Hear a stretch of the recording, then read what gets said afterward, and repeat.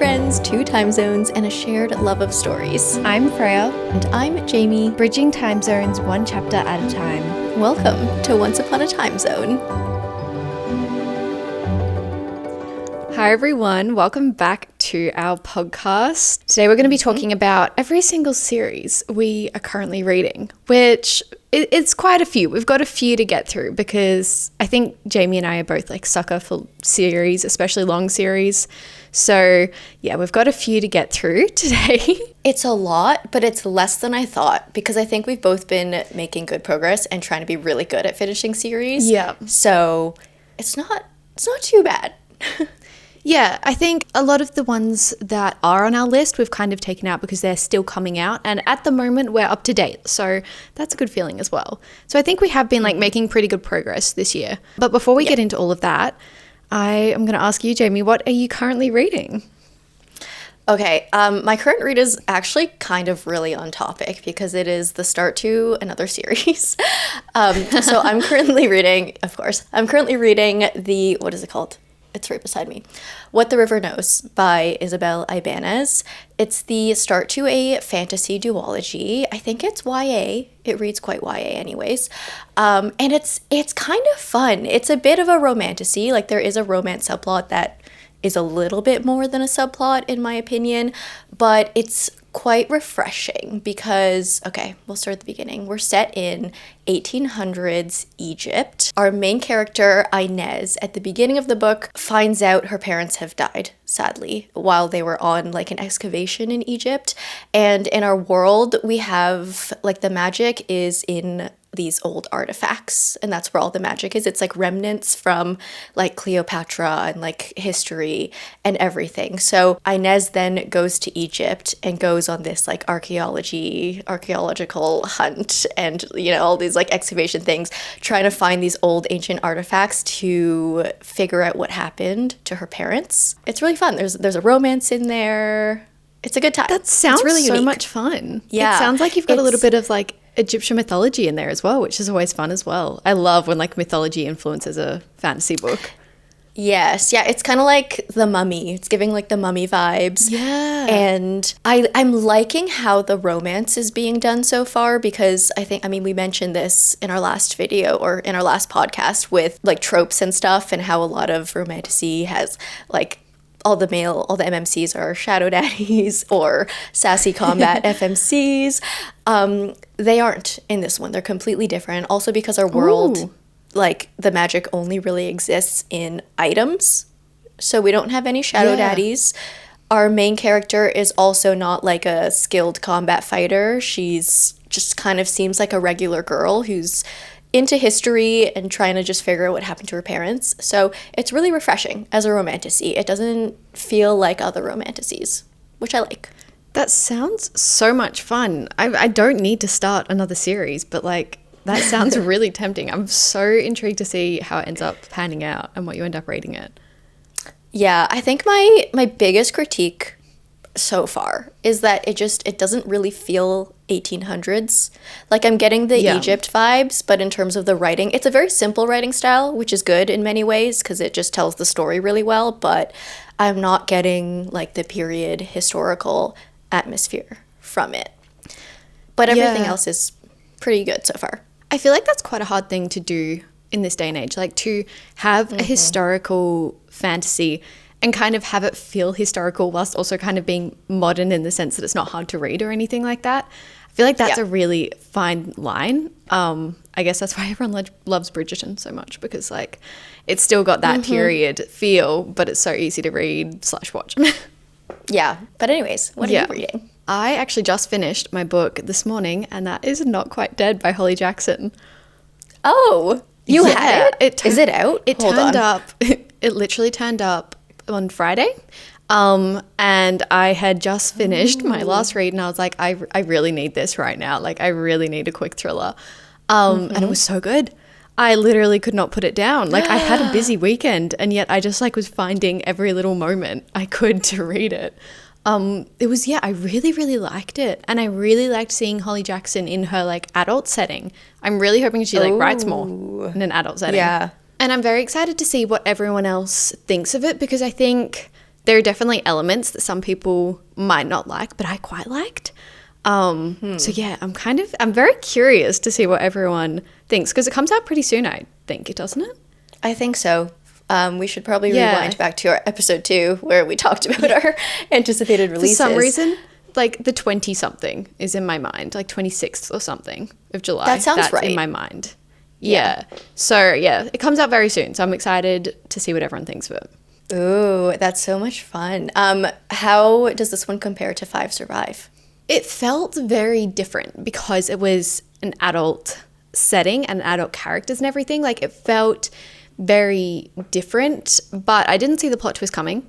I was pretty shocked. So that's always a good sign, because in Good Girl's Guide to Murder, that was like my main thing, that I did see the plot twist coming. And like, it was a really fun book to read. But yeah, for that reason, I was like, oh yeah. But yeah, she definitely caught me off guard quite a few times. And it's kind of very different to 5 Survive, because obviously that's like high stakes, intense and everything. And this is more a short period of time, but it's not like they're in a survival situation. Like, the main character knows she's going to die. So it's it's very different. And I think I liked it so much because it was such a unique situation. Like, I haven't read a thriller book like that before. And you never really know what's going to happen. So yeah, I really enjoyed it. I'm very excited to see what you think of it. And I think you'll just devour it. Like, I think you'll read it in like a sitting or 2.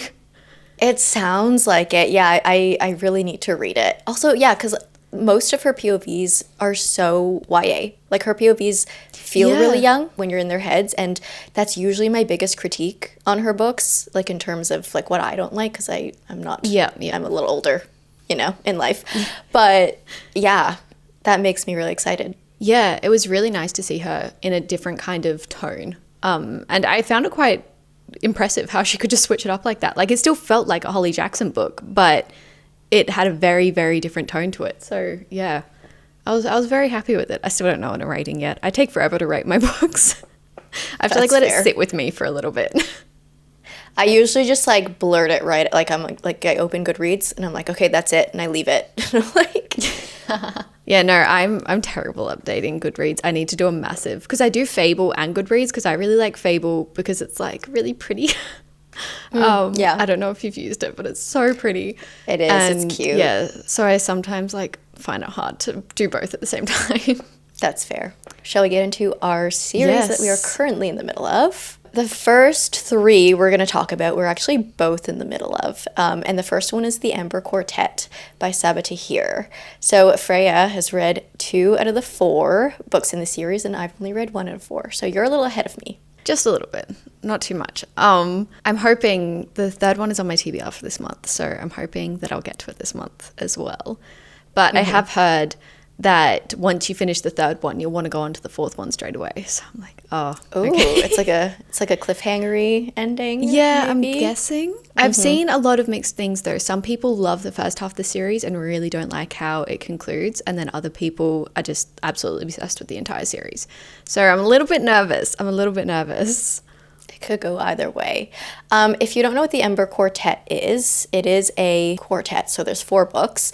It's a YA fantasy with a little romance subplot. Although, while I was reading the first book, at least, An Ember in the Ashes, I just kept noticing that the themes in this book are quite mature and they are quite dark. Yeah. So I would say this is more in the upper range of YA. If you're going to put it in YA, it's definitely not younger YA. Like, I think I said in my reading vlog, I would not give this book to like a 13-year-old, which definitely falls under YA.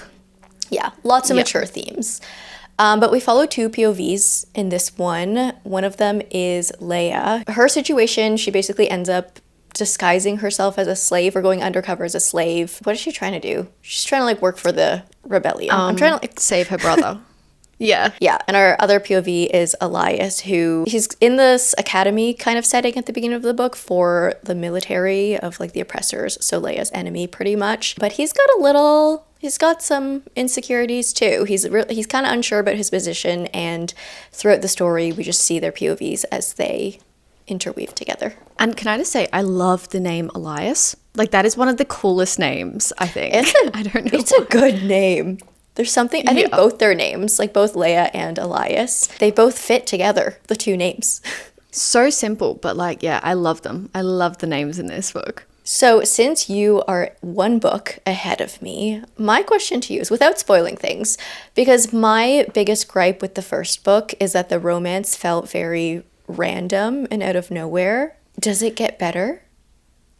I would just say it feels like a subplot. Like, I'm really not reading it for the romance, if you know what I mean. Yeah. I'm definitely reading it for the plot. And yeah, I feel like it definitely doesn't pick up in the second book so far, which I didn't actually mind. I kind of didn't mind that we just got those tiny little like scraps of romance, and it kind of feels a little bit nostalgic because I think that's a lot like that. I read a lot of books like that when I was younger, so I guess it is. And this is an older series. I think it was first published, I want to say in like 2009 or 10 or something like that.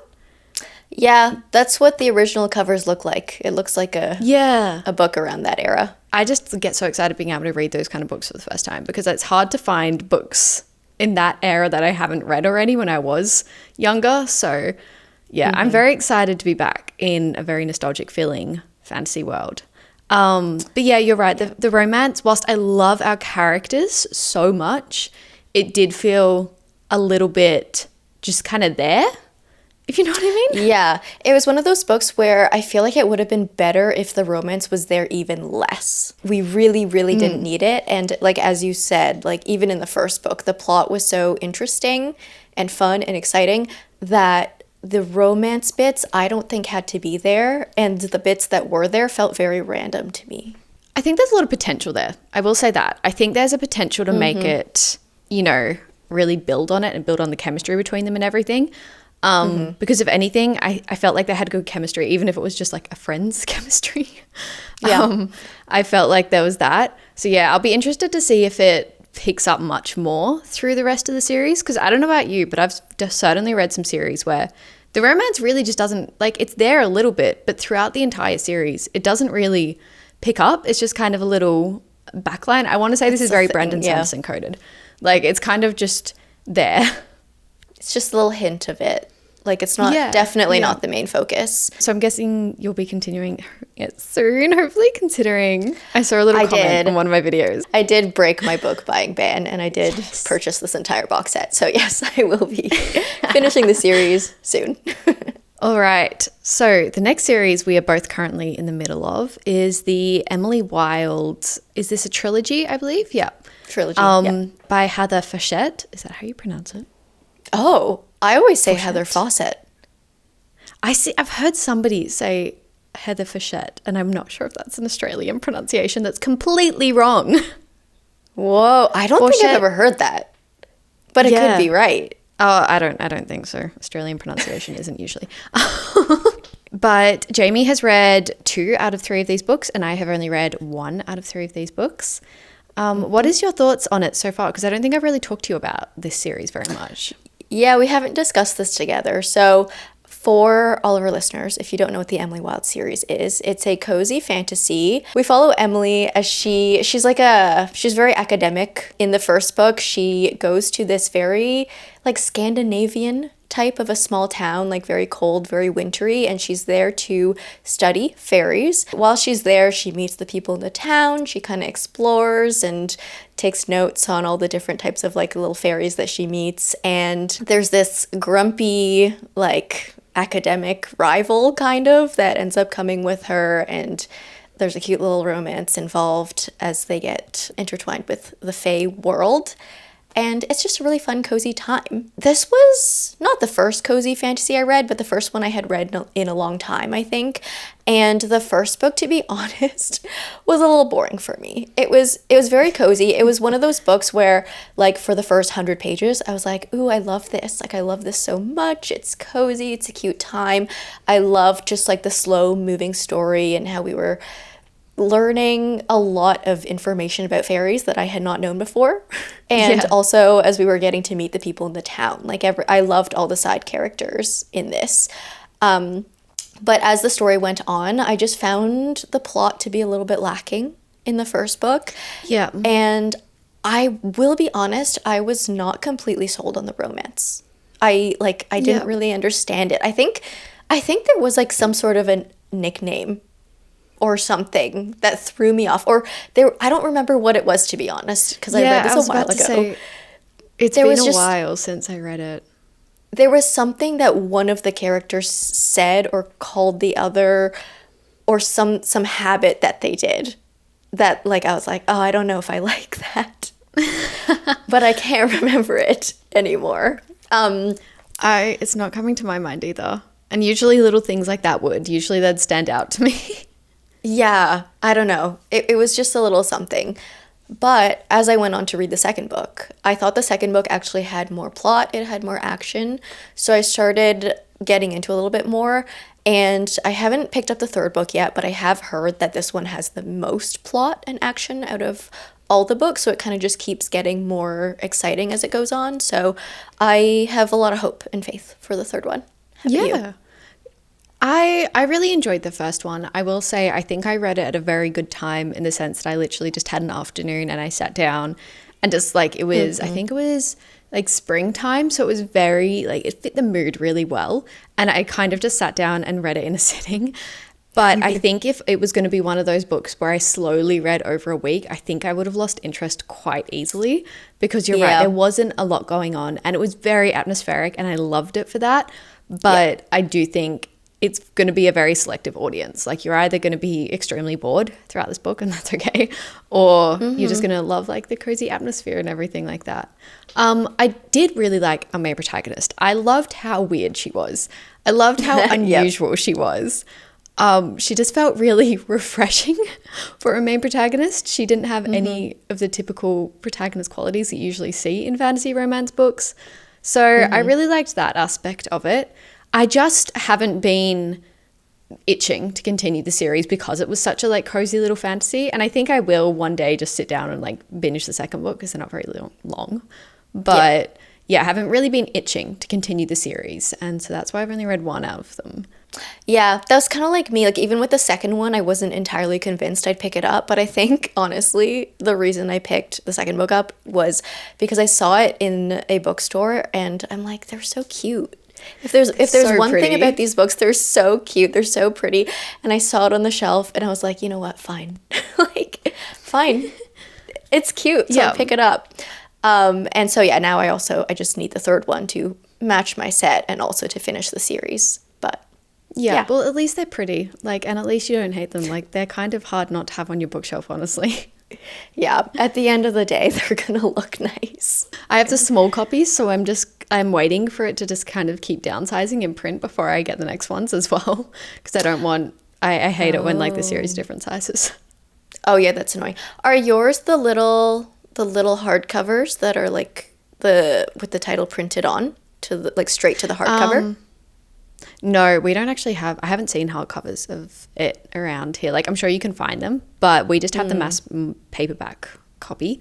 And it's literally, the little version is the exact same as the bigger version, just smaller. Just small. That's kind of funny. Yeah. It's a funny thing to do. Yeah. We just don't get a lot of hardbacks. Like, they're always paperbacks first for us. Okay, but the thing about your books is that they tend to be the same height. Yeah, usually there's like the big edition, and then that is when it first comes out. And then after, I think, a year or so of it being out, it'll come down to the smaller edition. And they're usually our 2 standard sizes. See, the books here in Canada are not, there are no standard sizes. Every single book is a different height. Yeah.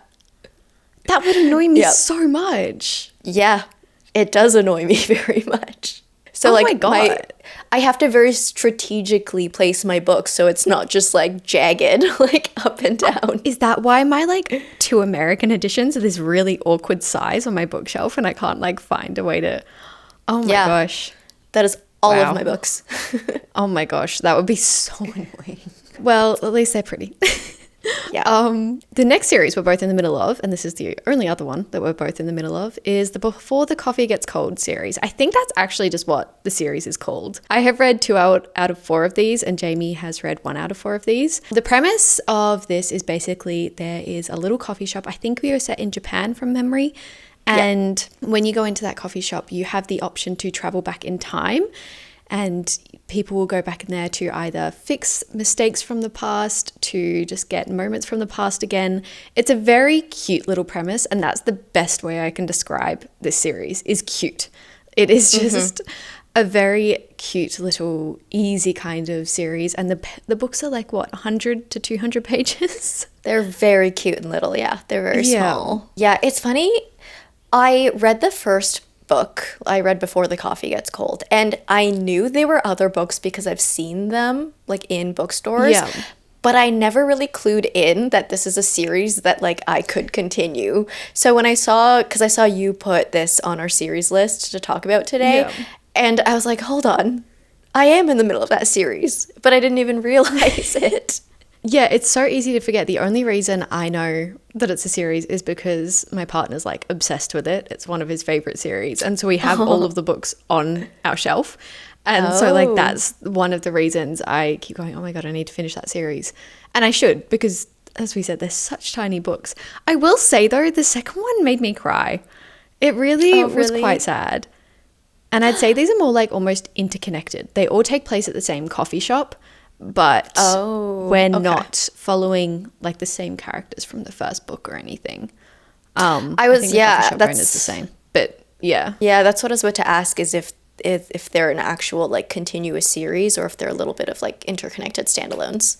Yeah, it's kind of hard to say because I wouldn't say they're interconnected standalones, but we don't by any means follow the same character, like all of the same characters from the first book. We just have, I think, one continuous character throughout the series, I think. Very, very cute little books, I think. How long ago did you read this one? Because for me, it was a while.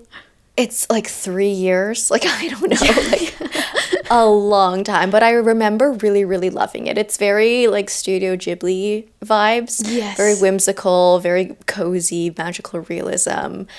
You meet a lot of quirky characters because this book, at least the first one, is kind of divided into a bunch of mini stories. It's like a bunch of mini stories compiled into one. So you get to see, a lot of characters' different reasons for wanting to go back in time, and you see how they treat the rules kind of differently and how seriously they take it and everything. Yeah, but I just forgot this was a series. Yeah, it's pretty easy to do, honestly. Something else about these ones, I think they're good if you don't want to commit to a full, like a long read too. If you only have a little bit of time, because, as we mentioned, this is kind of like a compilation of little short stories. You can honestly just read like one of them, like one of the little short stories. Yeah, and you'll be fine. Left on a cliffhanger. Yeah, like if that's as much time or energy you have time for, you could just do that. Yeah, I'm curious to see how the other books go and what the other characters are like. I feel like I'd be a little bit more excited about it if each little book was like in a different setting. Like let's say one's a coffee shop, the next one's like a tea shop, and then the next with a slightly different premise. I feel like that would be cute. But I'm curious. I think a reason that I haven't continued is apparently they're quite sad. Some of them are very like emotional, and I'm like, oh, that's a little bit intimidating. I mean, even the first one, like there were some sad bits. Yeah. I mean, I guess that's just the like following the reasons of the characters going back in time. Usually they're not exactly happy reasons. Yeah. There's only certain reasons why you'd want to go back and change something. All right. Should we go on to the series that we're individually reading? Yeah. Do you want to go first? Yeah, sure. So I have a few more than Jamie. I haven't been as good as finishing them, but we're trying our best. I am just a very, very bad mood reader, and so sometimes I'll read a series all at once. Sometimes it'll be there for a few years. The first series that I am currently reading is the daevabad trilogy, or the City of Brass it starts with. I have read 1 out of 3 of these books. This is very reminiscent to me of Ember in the Ashes. It is a very similar setting. Now I'm trying to differentiate between the two of them, honestly. I think we are set in Cairo for the daevabad trilogy. And we are following our main protagonist. She is a thief, and she kind of gets caught up in some magic that she's not really familiar with. I'm actually struggling to remember too much that's happened because it has been a while since I read the first book in this trilogy, because I borrowed it from a friend. So I feel like that always makes me forget that I'm reading it. But I remember really, really enjoying it, and I do really need to continue the series. I know that they're also on Spotify as audiobooks, and I've been starting to get into my audiobook era a little bit, so I definitely could continue them that way as well. But I really, really enjoyed it. It felt really unique. I just remember the magic system feeling really unique. My one critique is that I do feel like we are going to get a love triangle in the rest of the series, and we all know how I feel about love triangles. So yeah, I wasn't sold on the romance side in this book, to be honest. I think it felt a little bit random, but I was sold on the magic system. And just like the world, the setting was really unique and just refreshing to anything I've read before. I think as soon as it's set in like, so this was Cairo, and you're kind of dealing with like ancient stories that are true, like, you know, they're actually from that era and stuff. That always makes it super interesting to me when it's kind of influenced by other things. Yeah, the real world tie-ins. Yeah, I've never even heard of this series. It's one of the older ones as well. I think it was back in like 2010 or something, maybe even older actually. Yeah, kind of one of the classics. And if you see like the little cover as well, it kind of looks like that. But yeah, definitely need to continue it. I've heard a few people say that it gets really, really good. My friend who actually read them didn't love it, but you know, we'll see. Oh, but still recommended them to you? Yeah, she thought I'd like them because I'm not a very picky reader, I would say. I pretty much read any kind of fantasy book.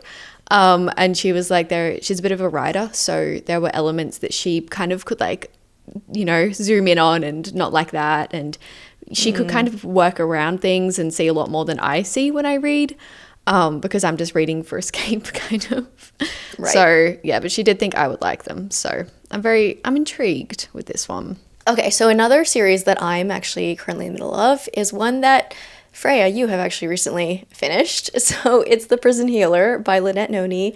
This is a trilogy. It's a YA fantasy, and it's another one of those that just feels really fun and nostalgic to read. So in this one we follow Kiva. She's a prison healer, as the title of the book says, and she's grown up in this really oppressive prison environment her entire life, and she's kind of figured out how to live there somewhat comfortably. At the beginning of the book, her life kind of gets tossed into chaos when the rebel queen actually arrives at the prison, and Kiva is tasked to heal her to prepare her for these trials.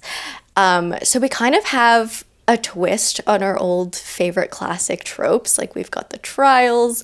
I don't know, the world just feels very nostalgic. The world feels very much like all of those YA fantasy worlds that we've read, but in a good way. I love this one as well for the characters. I think they were all really wonderfully done. There's actually not that many characters. There are only a few characters in this book, but I feel like I love them all. Yeah. We don't have a very big picture on the world. We have quite a limited environment because we are just in this prison setting. And so we have a limited view. We have a limited number of people that we can interact with, but all the people we do interact with I really like. Yeah, I think Lynette Noni is just so good at creating kind of staple characters. Like, you have those few characters that you're reading the series for them. I find in all the series I've read by her, she's very good at that. Yeah, like in this book, you don't need much, but what you do get is really good. Like, everything is quite simple, everything's really easy to follow, but it just makes you so much more honed into like the few characters that you're following. The first book did have quite a few little fun twists and turns at the end, and so I've kind of been waiting like on this cliff for a while until I've been able to get my hands on the second and third book, because I've only read the first so far. But I do now have the second and third books as well, so it's another one that I will be immediately continuing. It's a very easy series to continue as well, I thought. Like, I found it quite easy to just rush through because kind of same reasons. I feel like there's a lot of twists and turns that keep you really captured for most of the time. Yeah, and what I like about this one too is that, again, with the trope of the sassy assassin combat FMC, we have a character here that is not that. Like, she's definitely more gentle, she's a healer, but her strengths are more in her heart and her brain. Like, she knows how to navigate a situation, she knows how to scheme, and I really like the FMC for that. Yeah, no, that's definitely a good way of describing it. She's kind of like the underdog in a way. The next series I'm currently reading is the Inferno Rising series by Abigail Owen. So this is the same author as The Games Gods Play. And that was the pure reason I picked up this series, because The Games Gods Play was just a very fun book. It was really easy to read. Yeah. And this starts with the Rogue King. And I will say I didn't love this as much as Games Gods Play, just because it was fun, but it was very spicy. I would say this is almost on like the dark fantasy romance side of things. And I don't usually, I'm not usually obsessed with those kind of books. From memory, we are dealing with, I think I read this over a year ago, but we are dealing with lots of like mythical creatures. We have werewolves, we have shapeshifters, and our main protagonist, I think, is being held captive in I want to say like in a castle type situation. She escapes one day and somebody comes with her. Someone. I don't want to say who. Yeah, it's pretty obvious, but Someone don't want to give shadow away spoilers. powers. Possibly. Yeah, well, possibly. Strong possibility. That was my main critique. They felt very similar to a lot of books I have read before. The reason I did enjoy it was the whole shapeshifter werewolf kind of side of things. I love a good mythical creature, but the main protagonist, the girl, was a very much, strong combat skills, sassy protagonist, and the guy was very much Shadow Daddy. So I was like, it's fun and it's a fun series to read, and I think I'll continue it when I just need something really quick, especially when you're traveling. These are kind of my travel books I put aside for, because you don't have to have too much brain power to be knowing what's going on.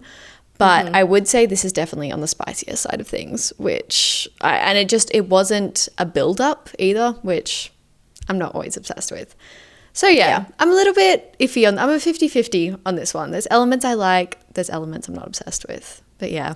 Okay, so you're not immediately like, I'm continuing this series. Yeah, I haven't DNF'd it by any means, and I think I'll have to read another 1 or 2 books to like see what I actually think of the series, because I do think the world has some good potential, but if it feels very repetitive to what I've read before, I don't think I'll be rushing to finish it. That's fair. Yeah. The Games Gods Play, though, side note, the second one's announced and has a date, and it's this year. Yeah, I'm pretty sure it's coming out, I want to say like in November or something. I think that's Maybe what I saw, October. Yeah, when I saw the Instagram post, I was like, oh, we missed that one in our anticipated books episode. Yes. To be fair, I think it has only just been announced, like their actual date. It's been announced that like there's another one in the series for a long time, but we haven't gotten a date until very recently, I think. Same with like When the Moon Hatched, that had a date, and now it's like, when is it going to be released? It got pushed. I'm so sad. I know. Okay, so another one that I'm in the middle of is the Greenbone Saga by Fonda Lee. So I spoke a little bit about this in, I forget which episode, but when The Jade War was my current read a little while ago. I've read 2 out of 3 books in this series. It's an urban fantasy set in a world that is very Hong Kong inspired. We follow 2 clans, and they war for territory, money, resources, jade, because jade is the source of magic in this world.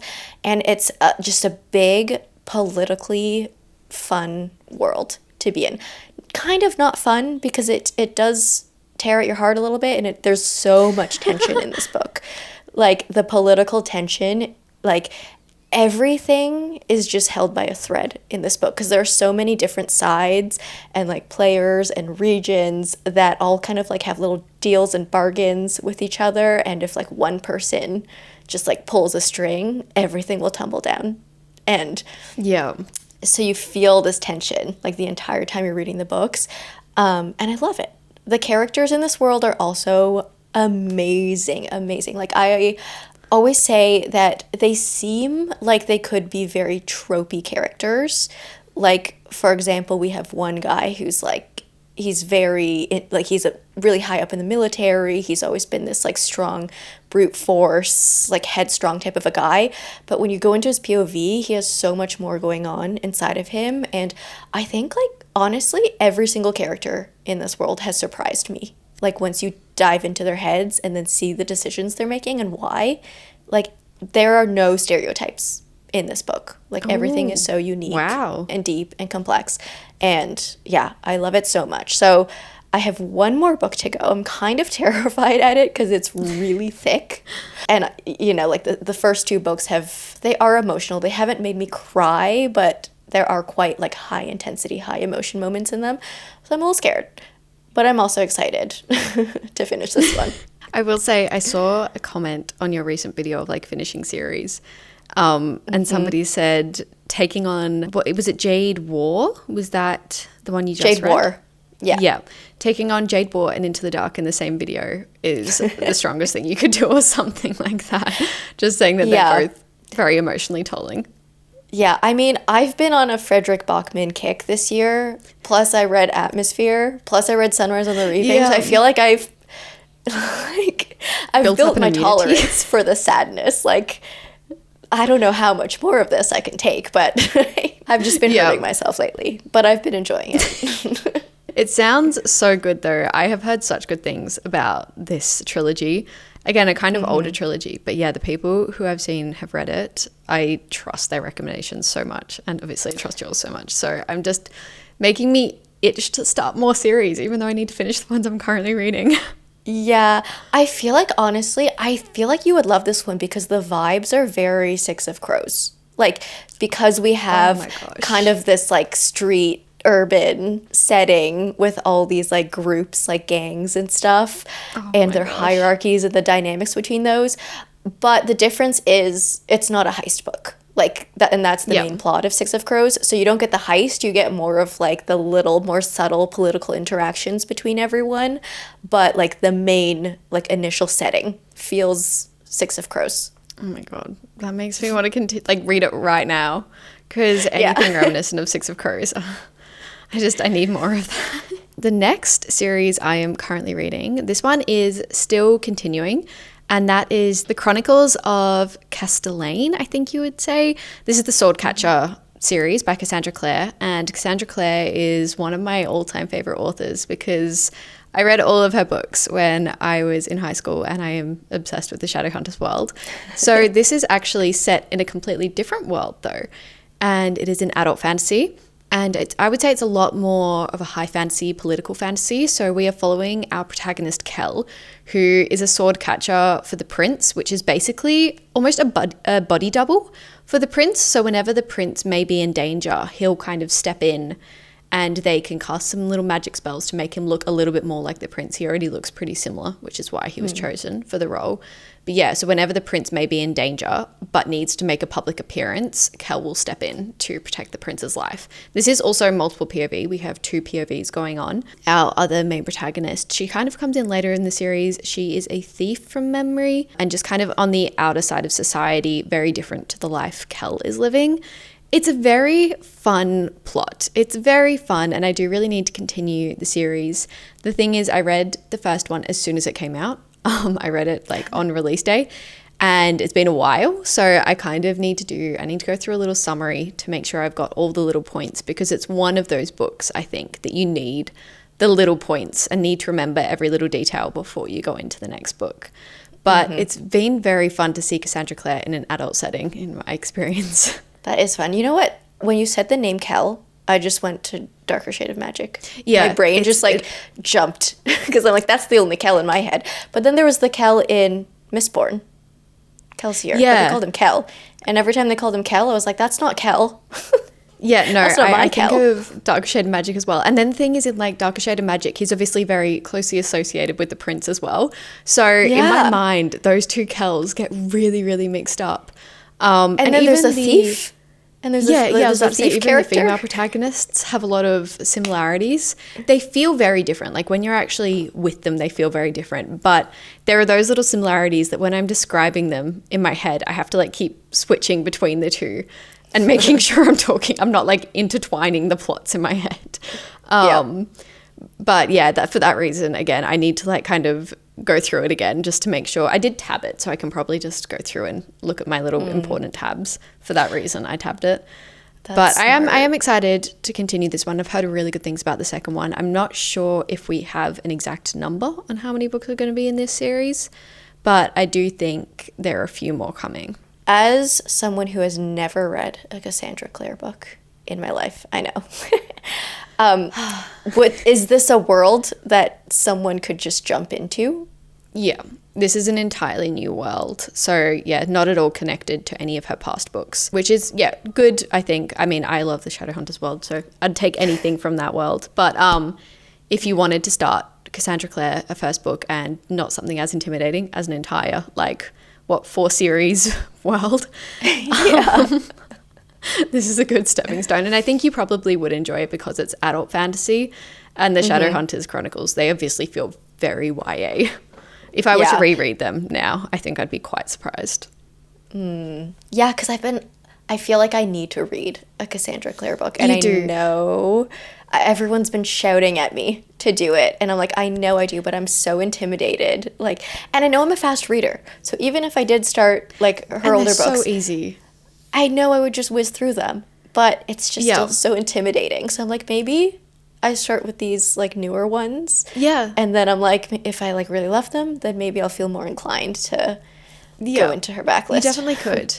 And I will say it's really hard because everyone, and I recommend starting with the City of Bones series, but it's not my favorite series. Like, they're the Clockwork Angel series, and then the Last Hours series are my favorite series by her, but you kind of need to know, like, fundamental things from the first series to go into them. And it makes me so annoyed because I'm like, I wish I could just tell you to just read this trilogy. It's not that intimidating.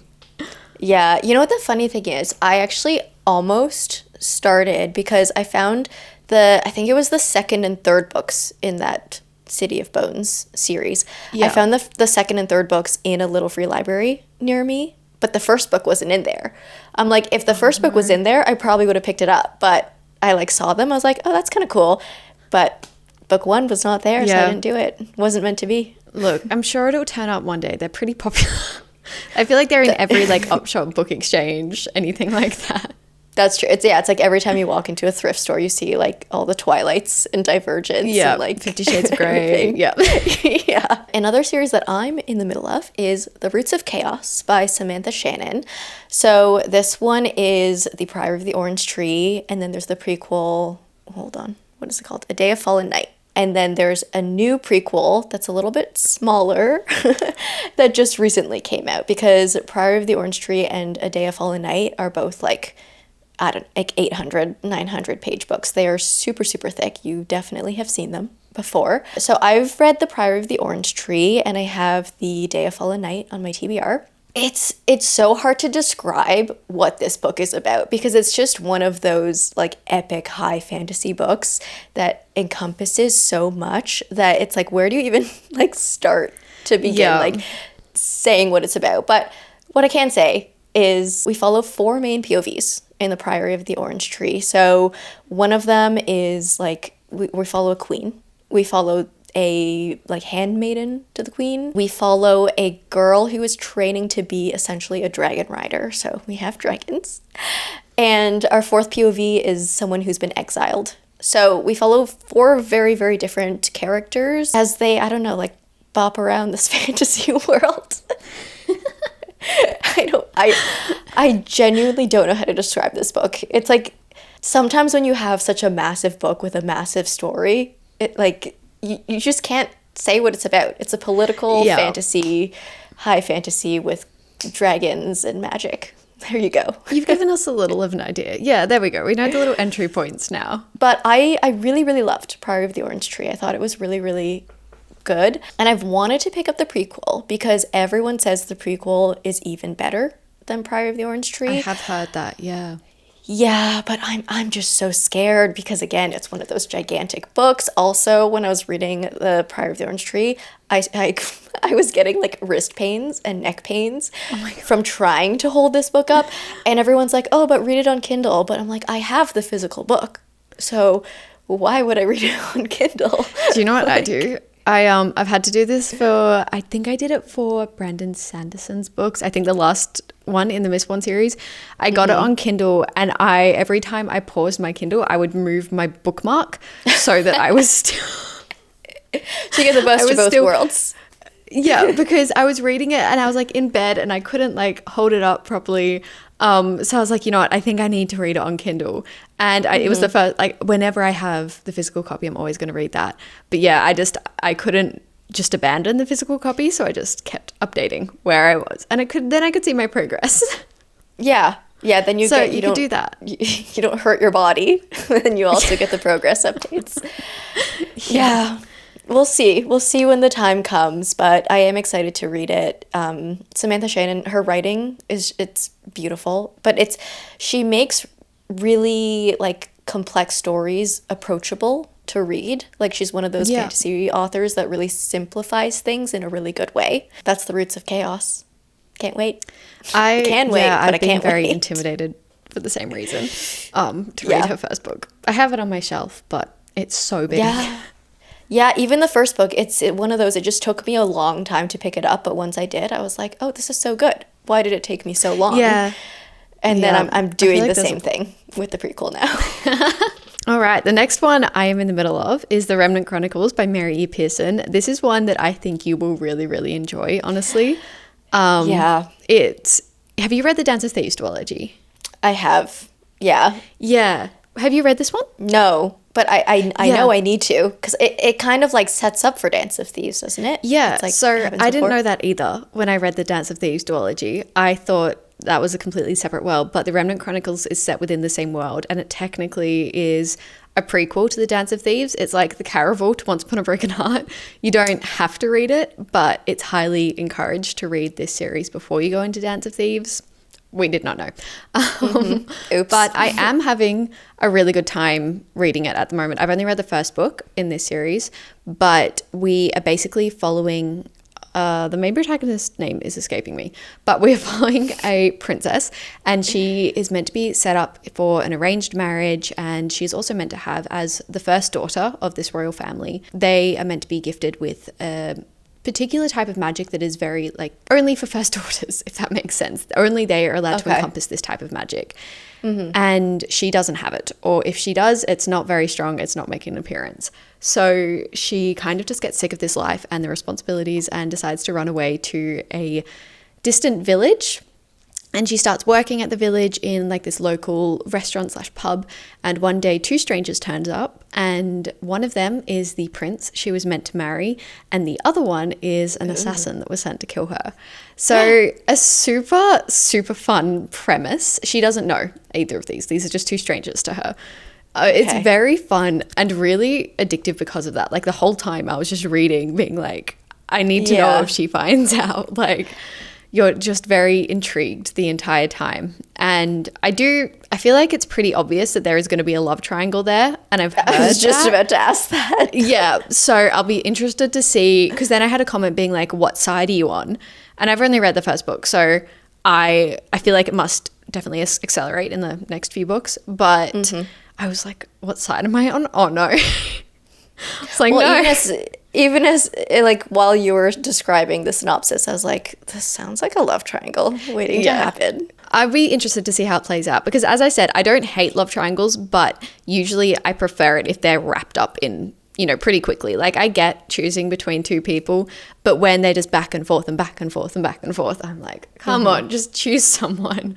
That will really irritate me. So hopefully it's not that, because I'm really liking the world. I had a really fun time, and I think you'd really like it as well. It's very medieval vibes. I love that. Yeah, I mean, if the love triangle hasn't started in the first book yet and there's only 2 left, like it can't drag on for that long. It can't be that bad. Yeah. There's a limit. There's like a cap to it. Yeah. How long it can go. Yeah, I definitely need to read this. I've heard people like this one even more than Dance of Thieves, like in general. That's the consensus. And so I can get confused as to why like no one warned me to read this one first. It's really strange that Dance of Thieves is so hyped up, but I literally had heard nothing about this series until I think I researched it, and I was like looking for other books she'd written, and then I realized that they were a prequel series. Who knew?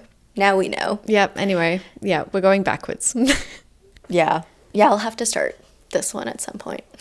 Another one that I'm in the middle of is actually also by Samantha Shannon. So it's The Bone Season.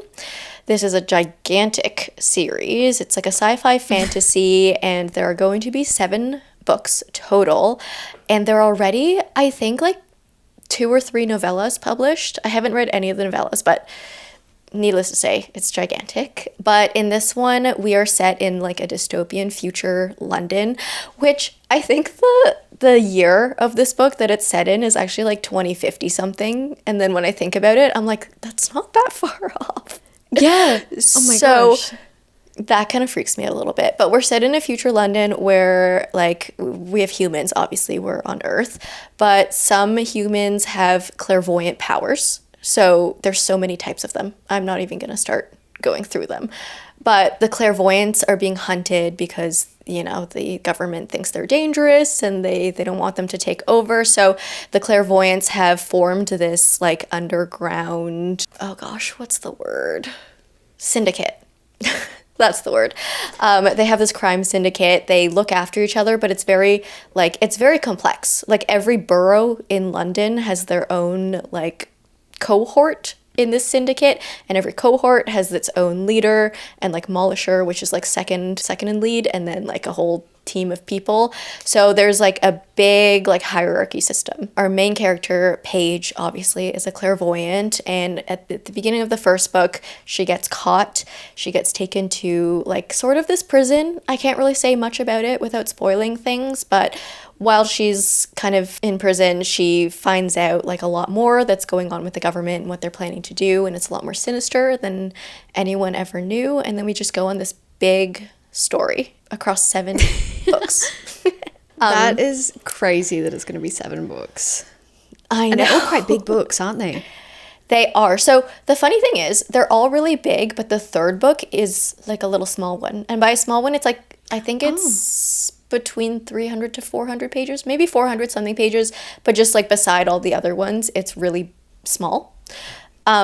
Yeah. And I never knew. I always get confused when I see it, and I'm like, why is that one so tiny? Because it's not a novella or anything. It's a full book that has its own thing going on in the series, but I guess Samantha Shannon just wrote a small book. And I actually listened to, she was talking on a podcast with either V.E. Schwab or someone else. They asked Samantha Shannon, like, why her books are always that long. And she said something like, she doesn't actually want to make her books long, but that's just how much she needs to tell her stories. And it's true. Like, I feel like her books have so much going on. Like, there are so many characters, so many different, like, types of clairvoyance and magic and stuff that, like, you really need all those pages. And she just stops. Like, she doesn't plan on how long her books are going to be. She just stops the book when it's done. So I guess that's the reason why the third one's just, like, tiny and the rest of them are huge. Like, she just didn't have that much to say in the third book. I've read 3 of the books. 5 are out so far, so 2 are still to be released, and I need to keep reading because it's one of those series, like, as you know, we've been going through series, we keep mentioning, sometimes you forget little details of things while you're in the middle of so many different worlds, and so this is one of them that for some reason the terms do not stick in my brain. They I cannot, like, they just don't come natural to me. I think it's because the world's a little bit more sci-fi, like it kind of borders on that sci-fi fantasy line. And so a lot of the terms are just like really, I don't know, they're kind of like jarring in my brain and I can't remember them. So it's one of those series I need to read like back to back to back, or else like in between each book I forget so many terms. And I feel like that's quite intimidating as well. Yeah, and because they're so huge. But I like, again, Samantha Shannon makes everything so easy to understand. So you're still able to, as you're reading it, like pick up on all the terms again. But it takes like kind of all my brain capacity, this series. But the story's really good. Like I really love everything that's going on. So cool. Okay, so the next series I am currently reading is The Elements of Cadence by Rebecca Ross. The first book is A River Enchanted. This is only a duology, so it's not a very long series, and I've only read 1 out of 2 of them, obviously. I had such a fun time reading this book, and I feel like I had put it off for such a long time, kind of because it was giving the same vibes as Emily Wilde's. And for that reason, I was like, oh, you know, I don't want a really cozy, slow kind of fantasy book. But I would not say this is a slow fantasy book, in my opinion. Like, It's on that weird line where it feels slow, Yeah. but then when you think about it, there's quite a bit going on. But I think it's her poetic writing that makes everything feel just kind of, it's like a lullaby. It's like, oh, you're just dreaming. And like Literally, sometimes it's like that, so bizarre. like sometimes like maybe that can feel a little bit boring, because so this was actually A River Enchanted was one of my in-person book club picks last year, and half of us loved it and the other half was like, this is so boring, what am I doing Really? reading this? Yeah, so it was very divided, and I think it is, her writing style is quite stylistic, and it just, not everyone Yeah. will agree with it, but I love it. And I loved it so much more than I thought I was going to. I was ready to be like really, really bored. And maybe that's why I was so impressed by it, because I went in with like expectations down here. And then I like, so I should explain what the plot is about. yeah. Basically, we are following our main protagonist, Jack, and he has gone to, I think we call it the mainland, I guess, to be teaching magic, I think. Is that what it was? He's teaching music. Music. Yes, okay. And so then he gets a request to return to his home island. And as he does, he gets there and he learns that I think 2 local girls have gone missing. The island in itself is really mystical though. Like there's spirits and everything, and I loved that element of it. Again, it just felt really unique and dreamlike. I was just so captured by the setting. I don't think I was ready to be so just immersed in it. And I also really, really liked Jack as a protagonist. I thought he was a really, really good protagonist. And sometimes having a guy, I'm not used to having a guy as the main protagonist, but I thought he was written really, really well. And it was really interesting to be inside his head throughout. And as he goes, through the book, we're kind of solving mysteries as well. So I guess that gives that another element of plot on top of it. So it's not just a cozy fantasy. But it honestly got quite political at the end as well. I wasn't really expecting that. Yeah, it's another one of those books. Yeah, there's kind of like 2 clans going on, and they have, they have to agree on like different resources they're sharing and splitting back and forth. Yeah. Something else I really loved about this duology is that the environment itself is its own character. Like it's one of those books where the environment, like the island, is literally its own character. It has its own kind of spirit and personality. And I found that to be really, like, I don't know, a good environment to be in while reading this series. Yeah. I think that just made you that more bit immersed in the whole story. Like, I think that's what I was missing with Emily Wilde's. I was hoping for something just a little bit more to keep me more immersed in the story. And I feel like Rebecca Ross did that really well. I mean, she always does it really well. So yeah, I'm definitely need to continue this one. I actually want to continue it really soon. I just need to get the physical copy.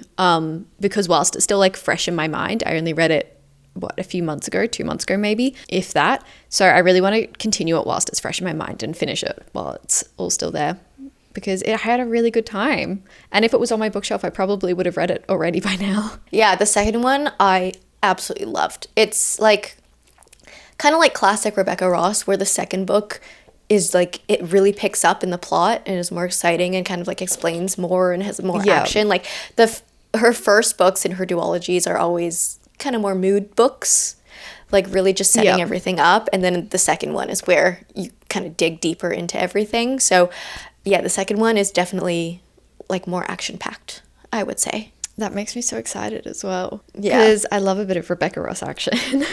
Yeah, it's like she doesn't do too much of it, but when she does, it's rare. Yeah. Also, like, as we keep talking about her and her like insta love kind of connections, it's present in this one as well, I would say. Yeah. But it's just so good. It's just so good. It's kind of, I don't even know if I would say it's insta love though, because they knew each other, didn't they? Yeah, I guess they had more of a history in this one. Yeah, it kind of adds that different element to it. Still obsessed with it though. Still obsessed. Still love them. Another series that I'm in the middle of is The Kindred's Curse Saga by Penn Cole. So this is the like Spark of the Everflame, Glow of the Everflame, and then Heat, and then Burn, I think. So there's 4 of them. I did a deep dive into this because I really like this series, and I saw that you said 4, and I was like, there's a 4th one out? So it's not actually out yet. It doesn't come out for a little bit. Oh, because I thought it was out. You made me so excited. I was like, oh my gosh, I have been missing out. And so then I did a deep dive. It comes out next year, at the beginning of next year. Okay, but that's close. Almost. Yeah, it's not too far away. We're almost there. So I had false hope for a reason. So you're caught up. You've read 3. Yeah. Okay, and I've read 2, so I am 1 behind. But this one follows another healer.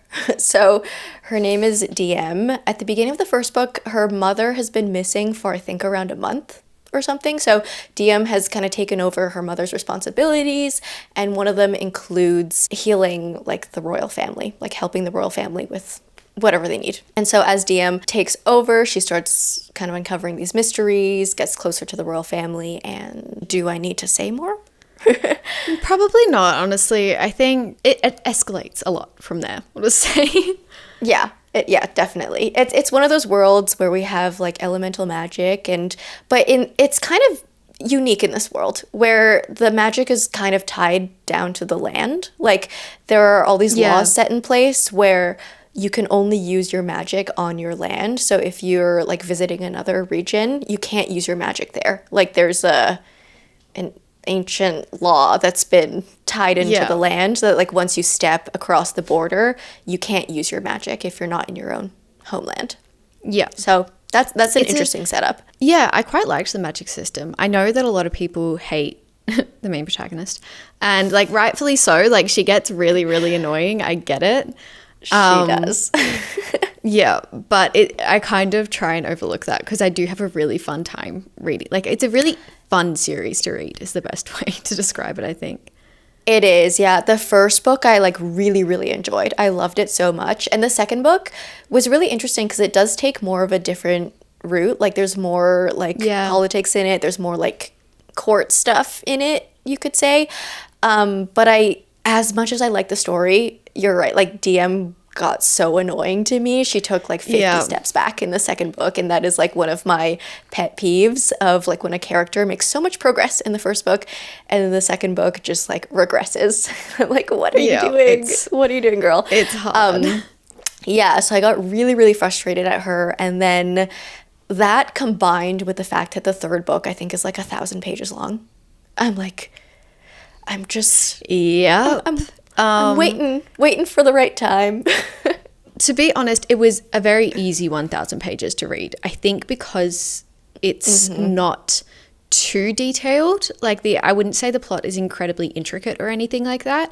It's pretty easy to follow. So I don't think you have to be like completely switched on all the time and picking up on little tiny plot points. I think you can kind of just breeze through it.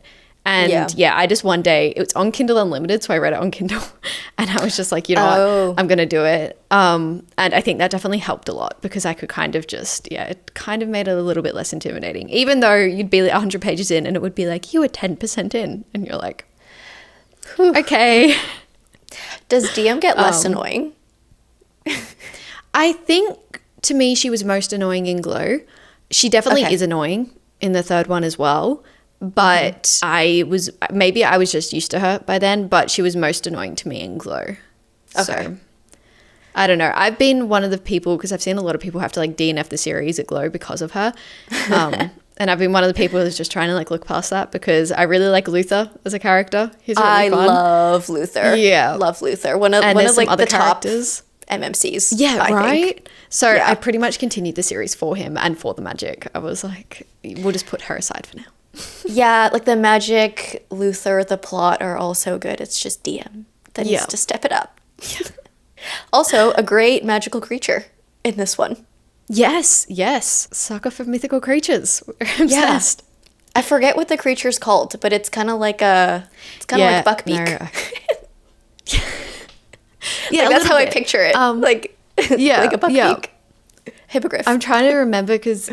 Yeah, I would say it's like, that's what it was closest in my mind to, like a hippogriff kind of. Okay, the last series we're going to be talking about is the Beartown series, which I am currently reading. This is actually the only non-fantasy series that we've talked about today, which is, I do think it's like fair enough because usually the series, like usually series are fantasy series that we're reading, and if they are romances, they're kind of usually interconnected romances, and they're pretty easy to just breeze through. Whereas I feel like fantasies, you need to be a bit more committed. But speaking of being a bit more committed, I read Beartown, and it traumatized me in the best way possible. And so I have been so scared. But I feel like Frederick Backman is getting so much hype and recognition at the moment, especially with his newest release, which I also really want to read. And the amount of times I have been at the store and picked up the second book to Beartown and being like, I can do it. No, I can't do it right now. It actually terrifies me. I think I didn't know what I was getting into when I went to Beartown. So if you didn't know, Beartown is following a very small town community in, is it Sweden? In a Swedish forest? Seems quite Swedish. Yeah. Yeah, I think it is. Like, yeah, very small town in the middle of a Swedish forest. And this small town is very hyper-fixated on ice hockey. That is kind of their town mascot, if you will. A lot of the young boys in the town play for it, and they are about to go to, is it the Champions League or something? A very big competition coming up. Yeah, they're in like the junior league, but yeah, there's like a big game coming up. Yeah. Yeah. A chance to win a trophy. And so therefore the town will get a trophy on its name. I don't really know how much more to say though, because I went in knowing that, and I guess an event happens that kind of divides the town is the best way to describe it. And we've got, the other thing I found quite difficult about this is the way it's written, in the sense that it's multiple POVs, but not obviously. Like, it's not every chapter's going, okay, we're following this character, now we're following this character. It will quickly swap out in the middle of chapters, and I found that quite hard to get my head around for the first few chapters. I had to kind of take a second and get to know everyone. This also was very striking for me, I think, because I'm from a small town at the bottom of a snow mountain. I was like, this has so many themes that I just, they feel very reminiscent to me. And I was like, wow, I don't think I've connected this much to a book in a while.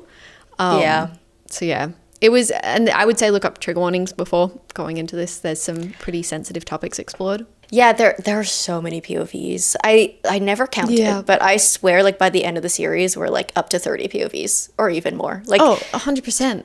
You follow so many different people in this town, like people on the team, people who like coach the team, people who work at the ice rink, people who just live in the town, people who work at the grocery store, people who hate the team, like people in the town beside Beartown. Like, there's so many different POVs, so you see how like one incident can like ripple effect like so many people. Yeah. And stakes are always very high because a lot of this town, like, it's like hockey is their number one thing. So whatever happens will like really boost like the economy of this town. The series does get more political as it goes on. Like, you get more into like, I was kind of hoping it would, to be honest, though. Yeah, like, it's still very like much about the characters, but it's also very much about the town. Like, again, another book where the town, the environment is a character itself.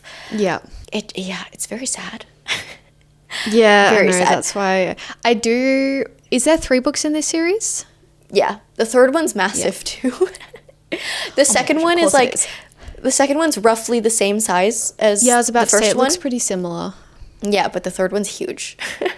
And it's like, great. It's like politics. Like, it's like, whoa. Okay. But just take a big breath before going in. Yeah, it's a rewarding experience. You learn a lot just like seeing inside like so many different characters and like people from different life experiences. I love this series. I love Frederick Backman. And I don't think I've seen a lot of people not like this series, even though it's very jarring to read. I've seen a lot of, like, I think the way Frederick Backman writes about these topics is quite unique and quite incredible, to be honest. Like, he writes about it in a way that's so blatant, like it's just putting them out there, but it's not at all, you know, I don't know how to describe it. It's a very unique way he talks about it, and like, he can talk about such sensitive topics in a really important way. And I think that's pretty, like, that doesn't happen that often. Sometimes in books I've read where certain topics are explored, I'll have to be like, this is not for every audience. Like, please look up so many trigger warnings. And whilst obviously I do recommend looking up trigger warnings before you go into this, I think it's talked about in a way that's not too intense.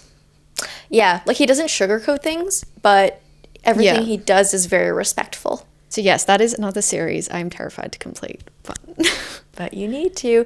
And if you want to Yeah. get more into his books, this one like is all of his books have sadness and like trauma in them, but this one has the most serious tone. Like his other ones Yeah, okay. are a little bit more quirky, a little more uplifting. Like he makes more jokes in them. He's actually very Yeah. funny.